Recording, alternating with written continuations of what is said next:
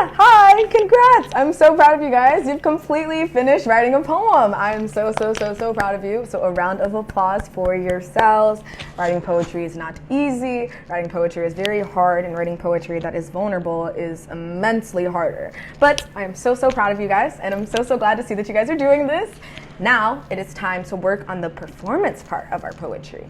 This is one of my personal favorite parts, and the first step that I would advise you when performing is to go back to your text and decide how you want to perform it.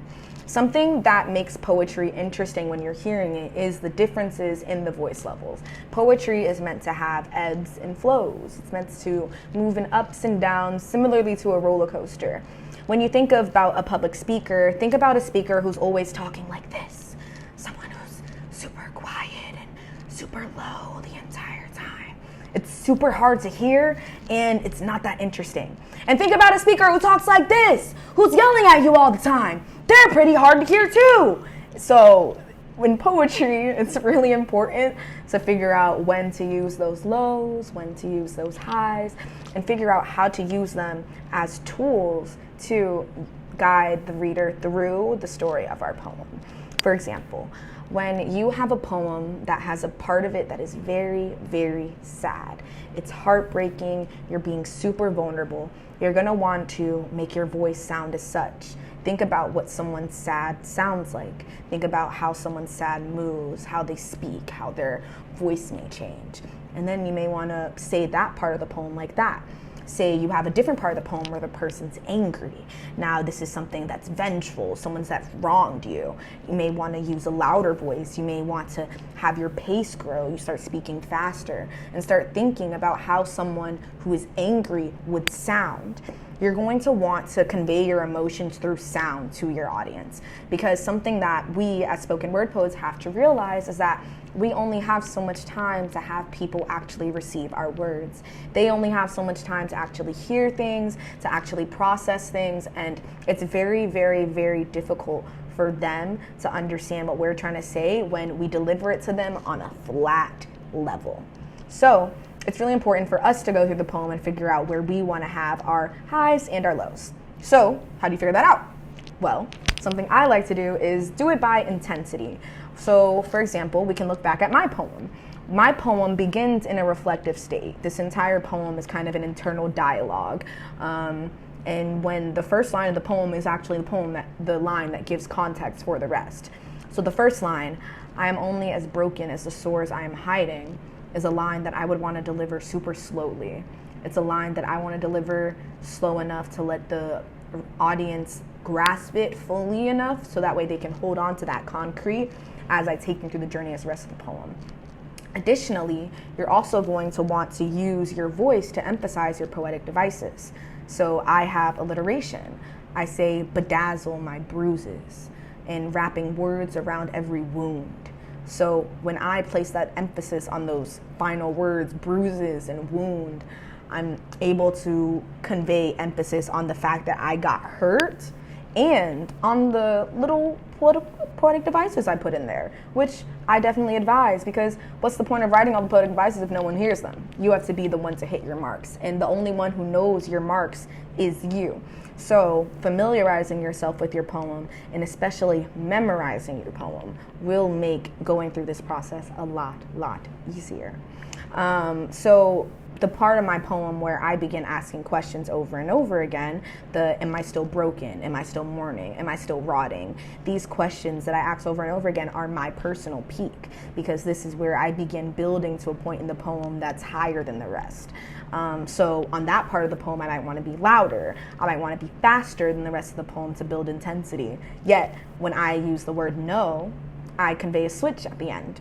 And that switch lets me know as the reader to slow down here, to change things, to deliver it in a way that allows the reader to get those final closing lines. Because something you'll realize as a poet is that you're almost always going to want to have a long, slow opening and closing line, because that just allows you to draw people in and for them to realize that you're coming to an end. It's basically just makes it much of a smoother ride. When you think about it as a roller coaster, you come up and then towards the end, you're coming back down. So you're going to want to even it out to get back onto that playing field. But you're going to want to create lots and lots of dynamic and peaks in between, but try to even it out when you get to the end, just so that way you can deliver it to your audience in a way that is feels authentic and vulnerable.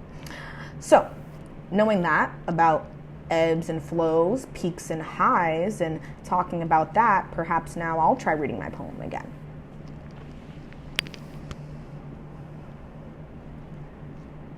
I am only as broken as the sores I am hiding.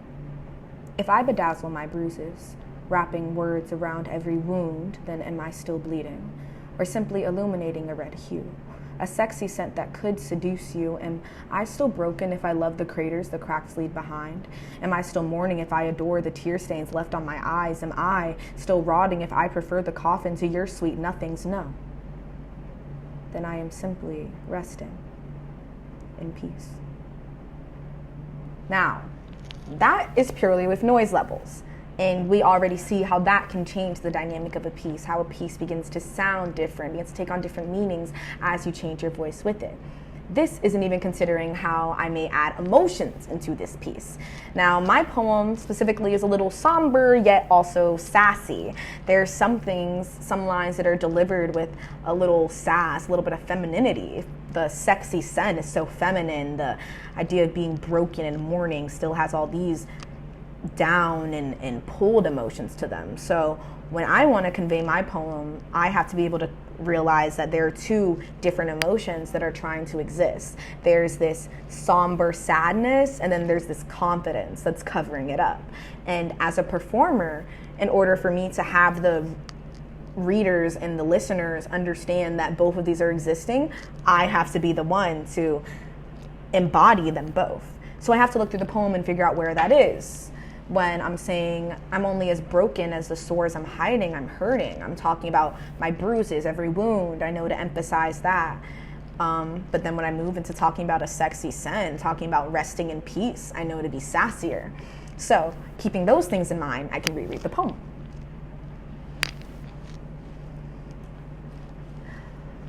I am only as broken as the sores I am hiding. If I bedazzle my bruises, wrapping words around every wound, then am I still bleeding? Or simply illuminating a red hue, a sexy scent that could seduce you? Am I still broken if I love the craters the cracks leave behind? Am I still mourning if I adore the tear stains left on my eyes? Am I still rotting if I prefer the coffin to your sweet nothings? No. Then I am simply resting in peace. Cool, right? Now we're able to see how adding emotions, adding different things can all change how your poem is conveyed. Now, these are simply what happens outside of the poem when you're looking at the poem and you're trying to analyze it. We haven't even actually gotten up and started performing it yet. So, something that you want to know before you move into that is memorization. Memorization is so important, especially as a spoken word artist. I won't say that it's necessary because a good poem can be read, but when you're able to memorize your poem, you're able to engage with your audience on a way that's completely different. You can now look people in their eyes. You can now go up to people. You can move around the stage. You can use your environment. You can use your full body once we get into blocking. You can begin to do everything once you actually take that poem and ingrain it into your brain, ingrain it into your being, ingrain it into you. You're able to finally speak. You're able to play. You're able to be free on stage rather than feeling tethered to an item where you have to read it, if that makes sense. But I will admit, memorizing is not easy. Not my favorite thing. Not my favorite thing indeed. But I do have some helpful tips because of that. The first thing I would say is break down your poem into movements to memorize.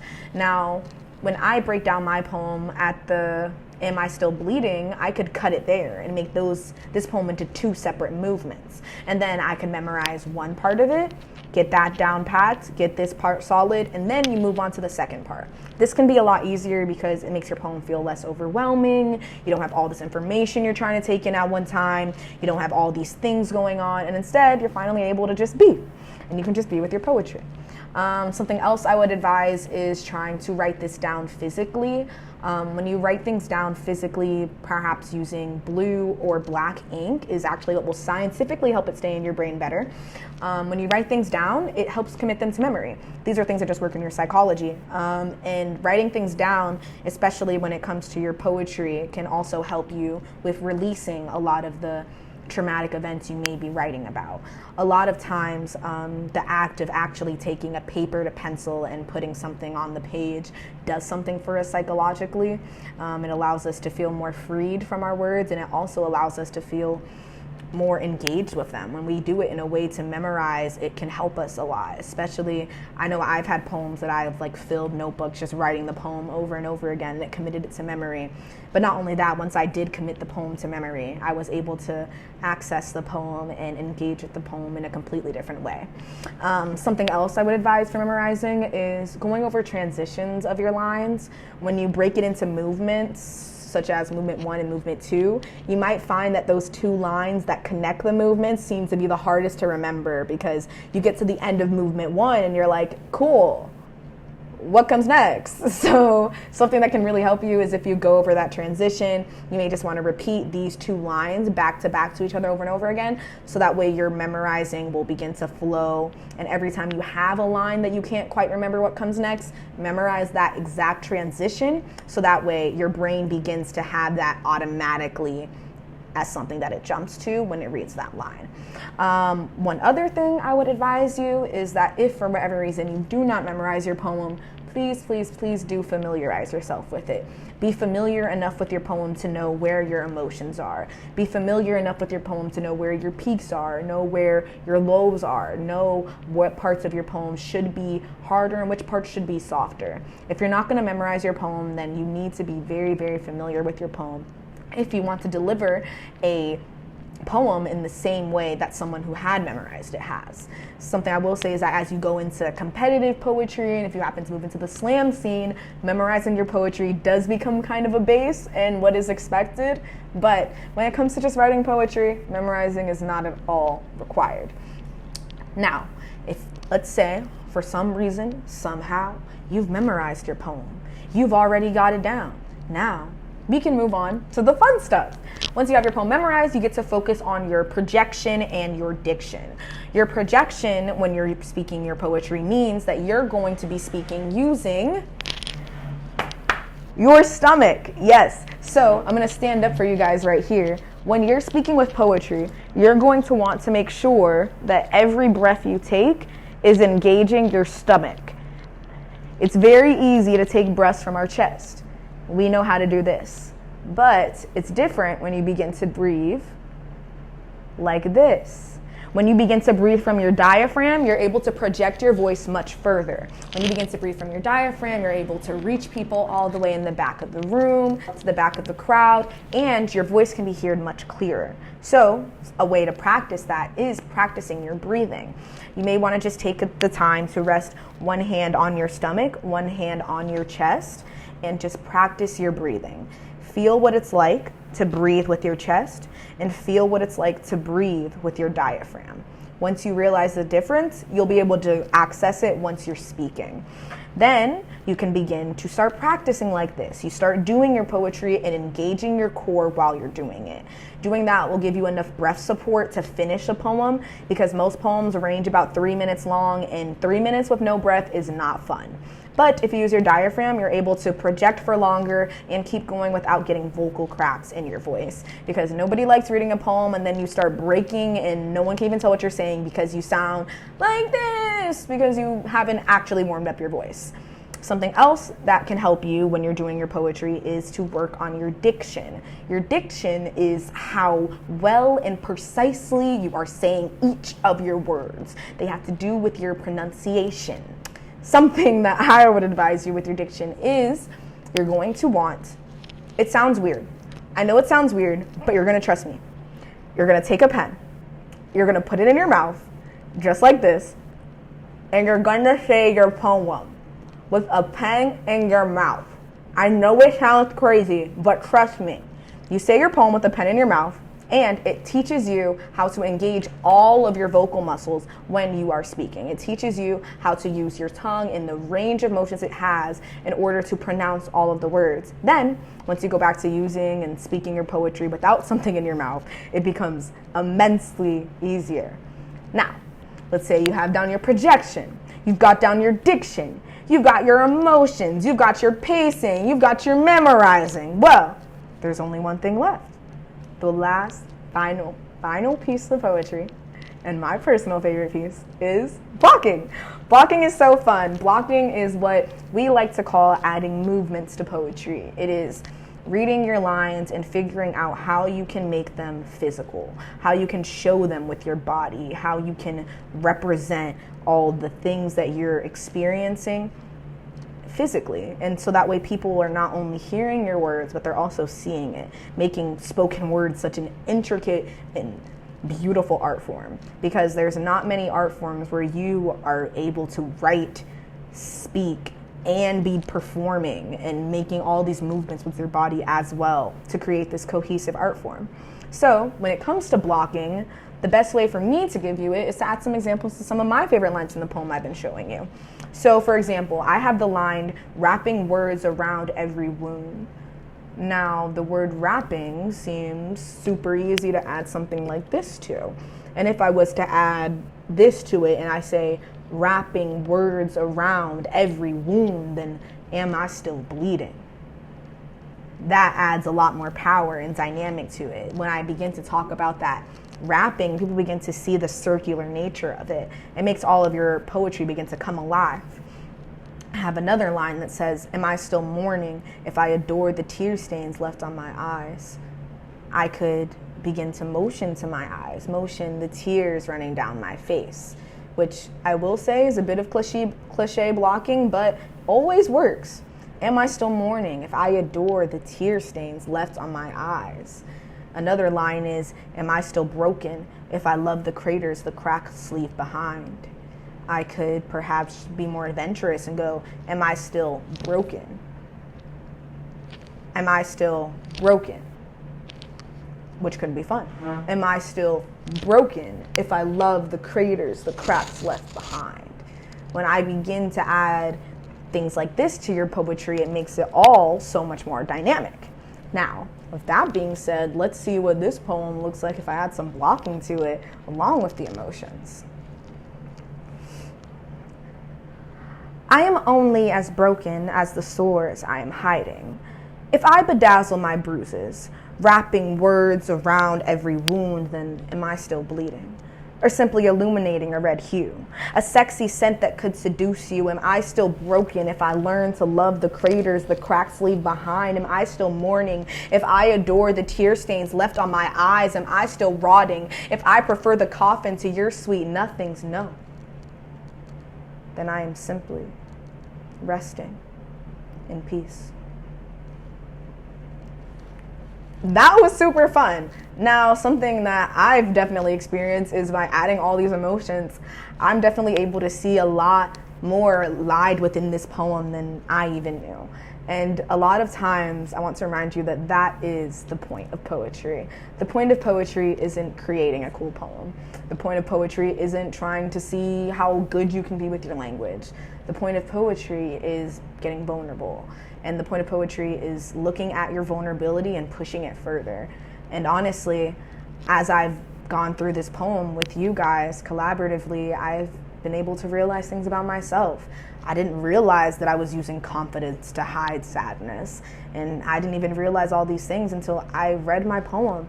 I didn't realize how I could be more specific and how many details were still hurting me until I did this poem. And that's the point of poetry. The point of this revision process, the point of the performing, the point of the writing, the point of the brainstorming, the point of all of it is you. The point is you getting to know you. And the best way for you to get to know you is simply to launch an investigation. Begin writing about it. Begin taking notes and doing a character study on yourself. Begin writing about how you view the world. Write about what aids you. Write about what's plaguing you. Write about what makes you smile. The point of poetry isn't even poetry. The point of poetry has always been the poets. The point of poetry has always been this community, has always been telling people that it's okay for them to get on a stage and throw their heart out. And no matter what they say, it's valid. And no matter what you do, it's valid. And if there's anything I would like to leave you with, it is that is what poetry is. Poetry is the radical acceptance of you and all of your glory and all of your mess and all of your flaws. Poetry is loving you. Poetry is writing about you. And poetry is being compassionate with ourselves and the things we create. So with that being said, I really hope you guys enjoyed this workshop, and I cannot wait to see what you guys have created. I really, really enjoyed getting to spend this time with you guys, and I'm sending you all the love and all the blessings. Thank you so much. Solange Jade.